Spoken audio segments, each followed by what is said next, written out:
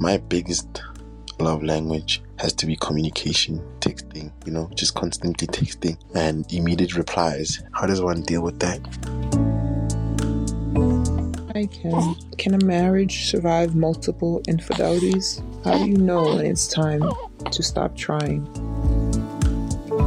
So I have a relationship with a girl. Therapist is saying she's a person that demands a lot. They want a perfection relationship.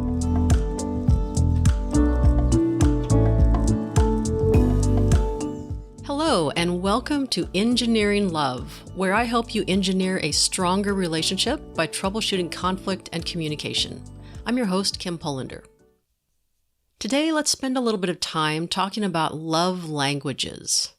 Gary Chapman wrote a very popular book called The 5 Love Languages. If you haven't read the book or haven't heard of the 5 love languages, they are basically 5 ways that people give and receive love.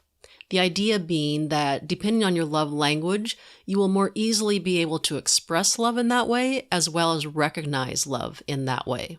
The 5 love languages are words of affirmation. So this love language would be using words to build someone up, to show appreciation and gratitude, compliments, affirmations, written cards, or words of encouragement. The second love language would be acts of service. This love language involves doing things that demonstrate your love, such as doing chores around the house, running errands for your partner, maybe cooking dinner. The third love language is receiving gifts. So this language is all about giving thoughtful and meaningful gifts, big gifts, small gifts, just as a way to show your love and affection. The fourth language is quality time. And this is all about giving someone your personal time, undivided attention, spending time with them, maybe sitting watching a movie, Netflix, going for a walk, or just talking to them. And then the fifth and final love language is physical touch. And this language is all about using physical touch to show love and affection, such as holding someone's hand, giving them a hug, or cuddling in front of the fire. Now, according to Chapman, people have a primary love language or preferred love language. Many people talk about their primary and secondary love language, so it's not that you're pigeonholed into just one way that you express and recognize love. You might have multiple love languages that you incorporate. I think this book was so popular because it really highlighted this aspect of love being something that is so easily or not so easily perceived. Our perceptions are so important. Getting back to these tenets of cognitive behavioral therapy, how you think about the world, how you perceive yourself and others contributes so much to your experience. But today, I also want to talk about a different type of love language, and that is the language that is seeded during your childhood. And it doesn't necessarily fit neatly into this list of 5 love languages. Basically, whatever your parents or caregivers did was perceived as love, good or bad. For example, if a father comes into a room where a toddler is sitting and the child looks up, sees the father, and holds out their arms expecting a hug, the father comes over to give that hug, and then the phone rings. And the father stops, takes the phone call, and walks out of the room. And meanwhile, the toddler is sitting there disappointed. That child would then learn that love is rejection. Love is abandonment. Love is not being prioritized. Love is disappointing. Now, I'm using a very simple scenario and kind of running with it in an exaggerated way, but the point remains the same, and that is the way you were treated is the way that you perceive love. For example, love is when you are financially taken care of, when your mother or father pays all your bills. You might then be inclined to be financially responsible for others as a way of continuing this love language. In another scenario, you might have experienced a lot of emotional or physical abuse in some twisted way that would have been seeded in you as this is how love is expressed. Whatever your parents did, the child brain interprets it as, this must be love.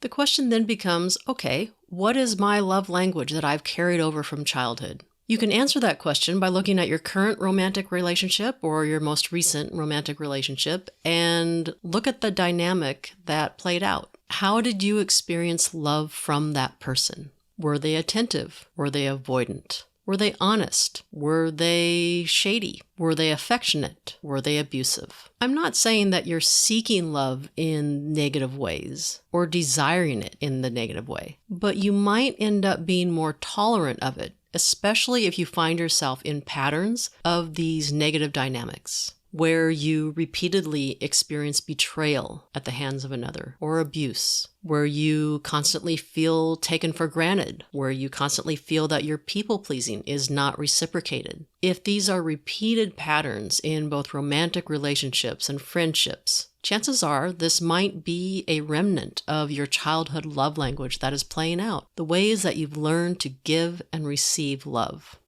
I'll continue to talk about childhood love languages as I answer today's questions, so let's get to those questions now.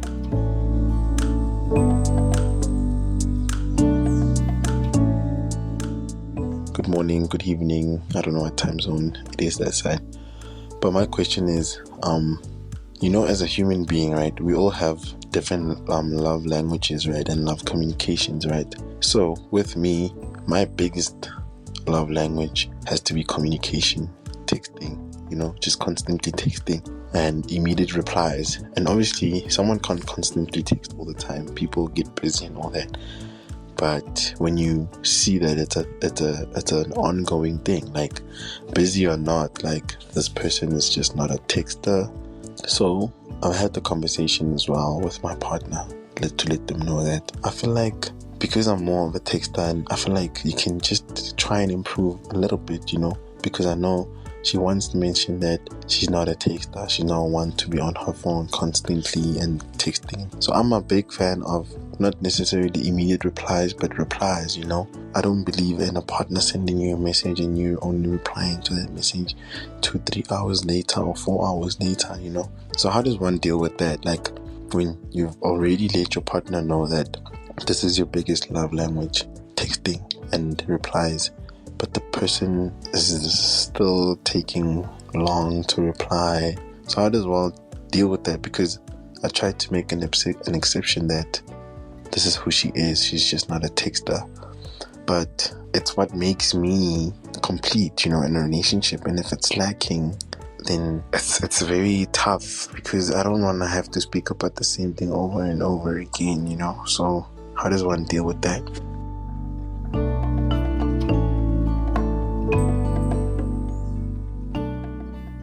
First of all, thank you so much for submitting this question and including as much detail as you did. And for anyone who's considering submitting a question for the show, the more detail you can include, the easier it is for me to address your question. I appreciate how open and specific this question was, particularly about calling out texting and the expectations around communication and how much we text throughout the day and how soon you're going to reply. This is such a common complaint and a common dissatisfaction within couples. At the root of this question is a need for reassurance.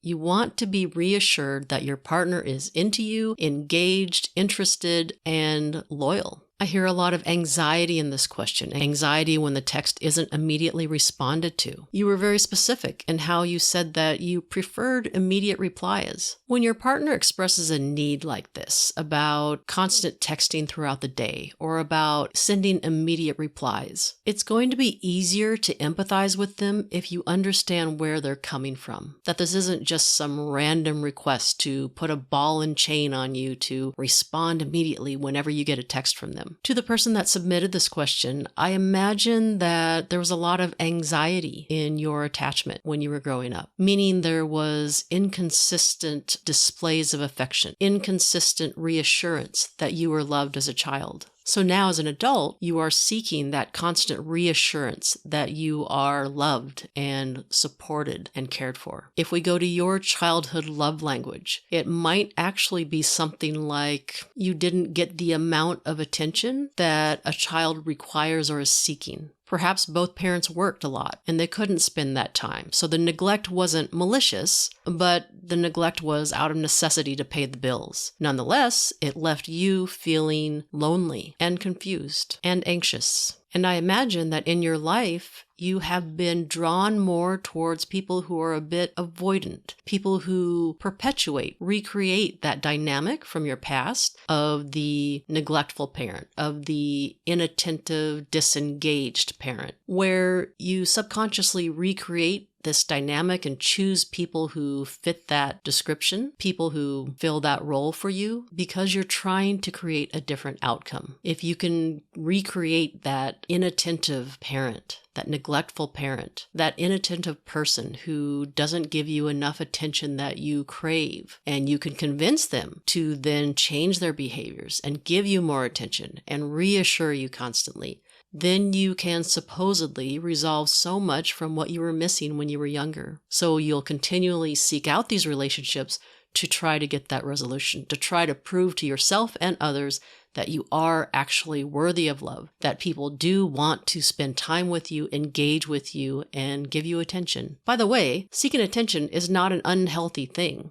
We all need attention. We all need to be praised and adored and loved. So how do you move forward in this relationship where your partner just isn't really a texter and doesn't naturally respond immediately? Start to look at what drives this need. Not that the need is bad per se, but just where the need comes from. To start looking at those experiences of loneliness when you were a child. To look at the times in your life when the silence has been deafening. And as you start to bring more awareness to where this deep need comes from, of needing immediate responses, constant texting, it will start to take the power out of this need. And let's be clear, the person who isn't texting as often, the person who takes 3 to 4 hours to reply to a text from their partner, this person is also playing out their childhood love language. You may have had some betrayal or abandonment when you were younger, where you slowly started to suppress your emotional needs, stopped tuning in to your feelings. And when you stop tuning into your own feelings, you also stop tuning in to others' feelings. How does a couple find a solution in this situation? Well, when you have two people who have such very different ideas about the level of communication and engagement you need throughout the day, you're probably going to have to compromise and meet in the middle, where neither of you are going to get 100% of what you want. Compromising to the point of, can you text a little bit more often?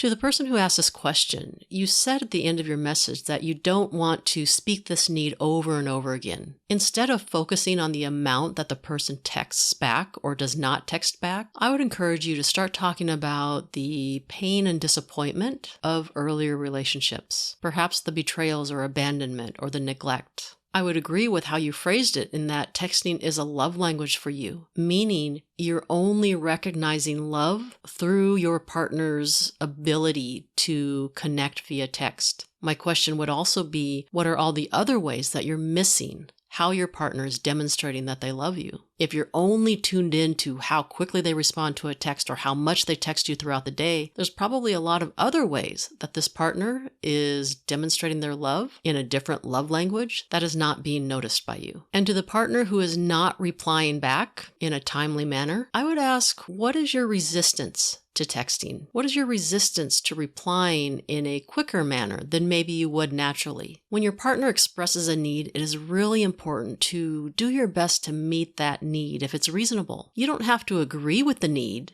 You don't necessarily have to relate to it, but if you can offer more comfort and reassurance and peace to your partner, why not do that? If you have a lot of resistance to it, now there's a whole new conversation to have that has little to do with the person requesting all the texting and more to do with you. Identifying needs, expressing needs, and then meeting those needs is such a key component of relationships. Having empathy for your partner and understanding where those needs come from and knowing that you are helping your partner heal a little bit. We are hurt in relationships and we must heal through relationships. There are opportunities for both of you to help each other heal some of those childhood wounds. Thank you very much for this very relatable question. It's a common issue. Texting, you would not believe it, but it comes up a lot for couples, and I appreciate your openness in sharing your feelings and needs. Let's move on to the next question.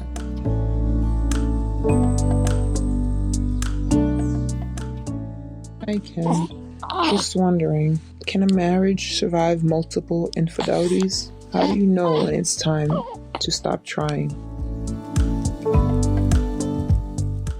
Thank you for taking the time to submit this question. Obviously, there's a lot of pain and distress in your voice and in the question and content, obviously. One of the biggest reasons that couples come to, at least me, for couples counseling is due to infidelity. You would be surprised at how many couples are not ready to just throw in the towel, see what it takes to work it out, and start moving forward. The only way a couple is going to repair a relationship from infidelity is if both parties are on board in seeking to heal the relationship. Can a marriage survive multiple affairs? Maybe, but it's going to take a lot of remorse and a lot of introspection and personal work on the betrayer to understand where this is even coming from. One of the first steps to healing infidelity is for that person to give a proper apology. The apology is everything. It will tell you so much about the person because the components of a proper apology include expressing gratitude for the person that you betrayed, listing out in painstaking detail what your mindset was, everything that you were thinking, what you did, the details of what you did, and then expressing how that impacted the partner, impacted the person that you love, expressing how you were going to make it up to them, understanding the pain that it caused, and expressing remorse about what you did. And it's in this remorse piece that really drives home an apology. You cannot fake remorse. If you gloss over remorse, or fake remorse, your partner will sniff it out. Remorse demonstrates to your partner that you feel so horribly about what happened that your partner will worry less about it happening in the future because you feel so badly about it. Here's an example of a bad apology after infidelity. Yeah, I'm so sorry it happened. I was just weak. I was bored. I don't even know why it happened. It just happened, and I'm really sorry. And I learned my lesson, and I'll never do it again. Just trust me. Like, I'll never do it again. There's a bad apology. There's no accountability. What are you apologizing for? You need the other person to be able to apologize about what they did. Because if they don't list out what they did wrong, if they don't have that remorse piece, they will just do it again. Here's an example of a proper apology.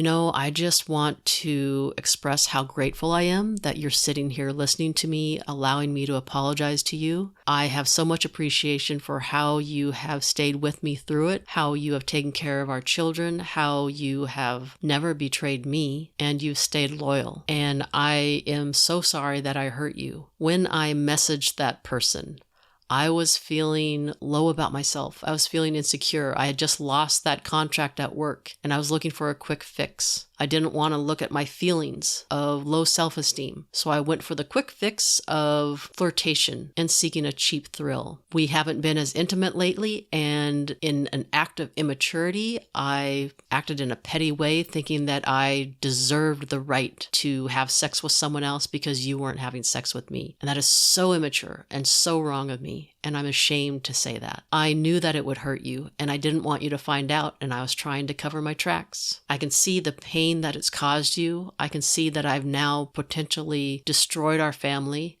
and I'm so sorry for what I've done to you, and I'm begging you and hoping that you will allow me to make it up to you. I see the pain in your eyes, and I never want to hurt you again. That would be more along the lines of a proper apology, where you own everything that you did. You own the pettiness, the immaturity, the selfishness. You own how it hurt the other person. By explaining how it hurt them, you're now empathizing with them.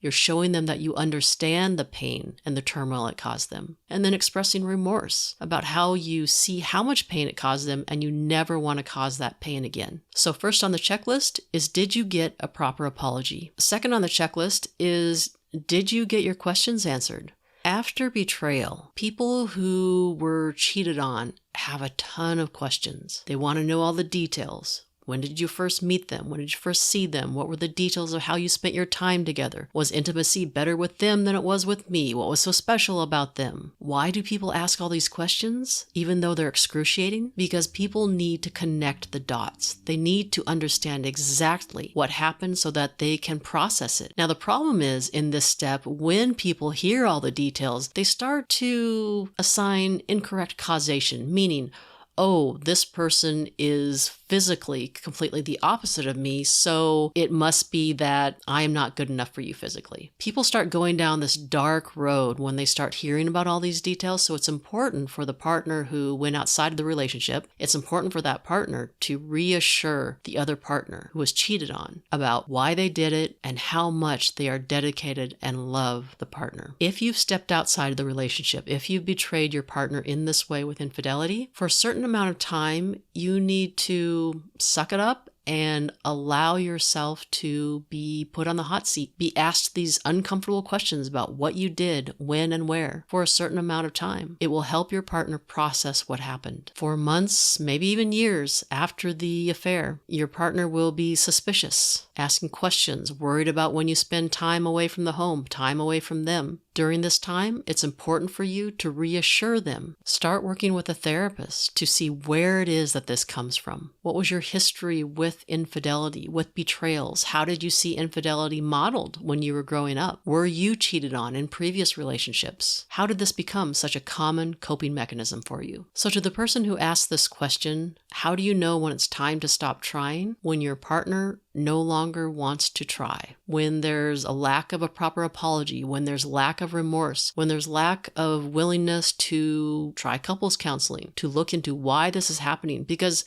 asking if a marriage can survive one affair is a much different question than asking if a marriage can survive multiple affairs. If multiple affairs have happened, this is a pattern that is probably not going to go away unless there is a deeper understanding and awareness of how this is playing out. What is causing this in the first place? Depending on their willingness to explore those answers, you'll then have more clarity on where your marriage is heading. It takes two people, willing participants, to work on a relationship in order to heal infidelity.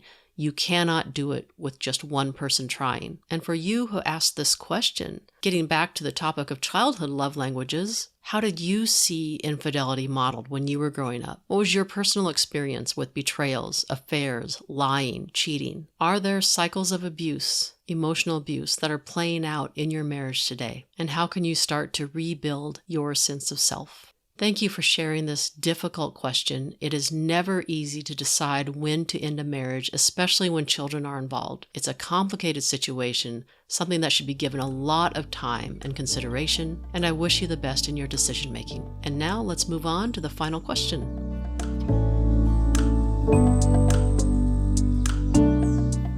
Hello, Kim. I always follow you on Instagram. I really like your videos. I just want to know if you can help me with this. So I have a relationship with a girl.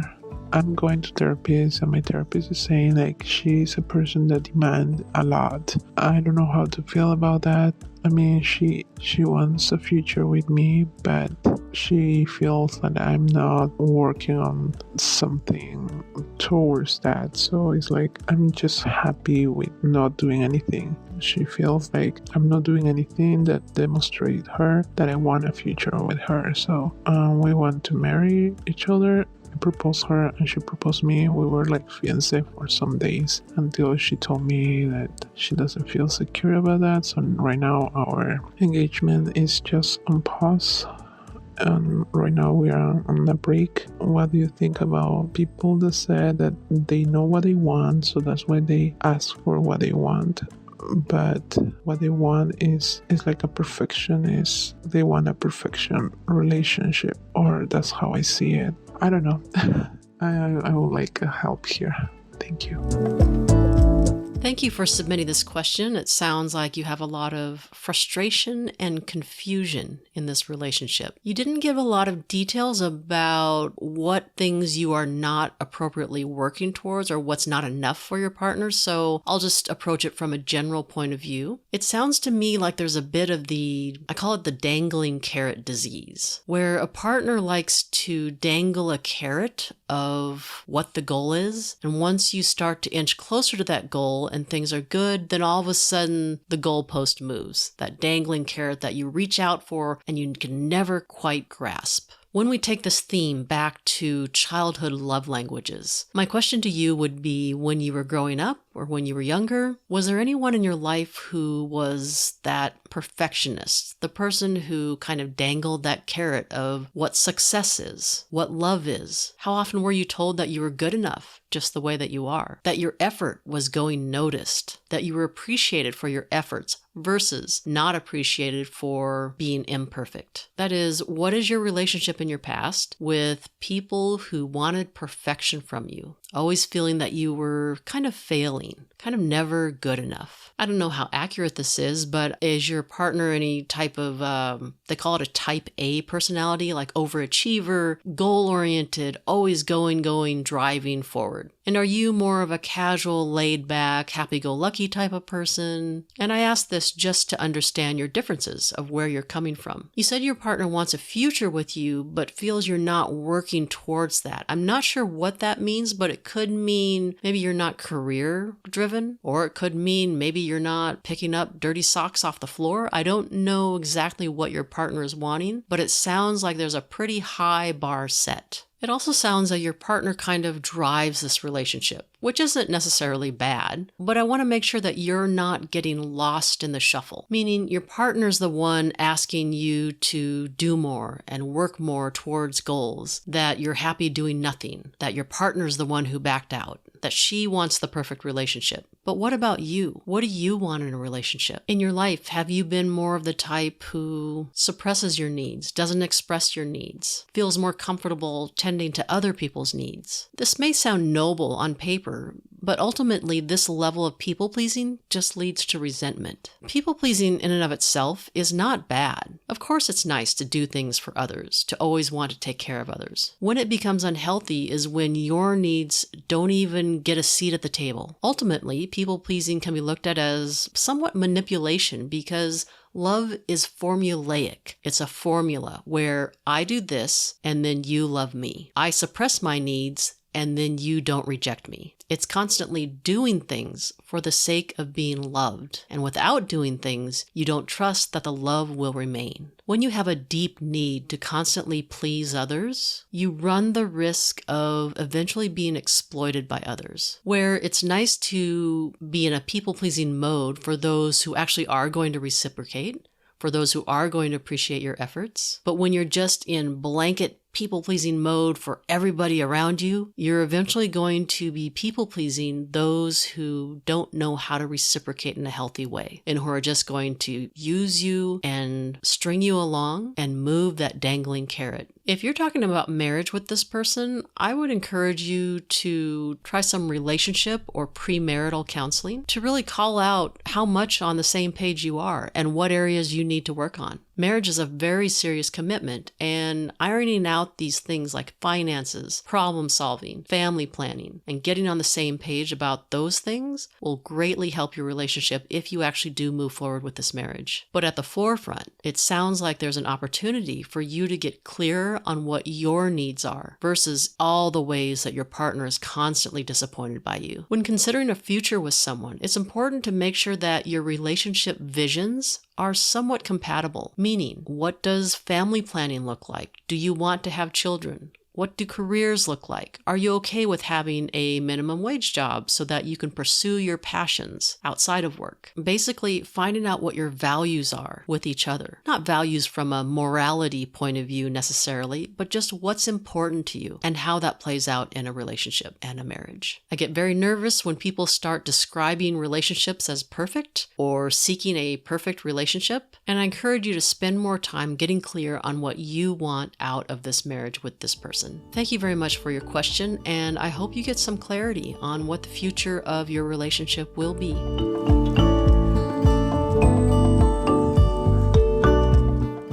Thank you very much for listening to another episode of Engineering Love. Today's episode was sponsored by Higher Taste Plant-Based in Long Beach, California.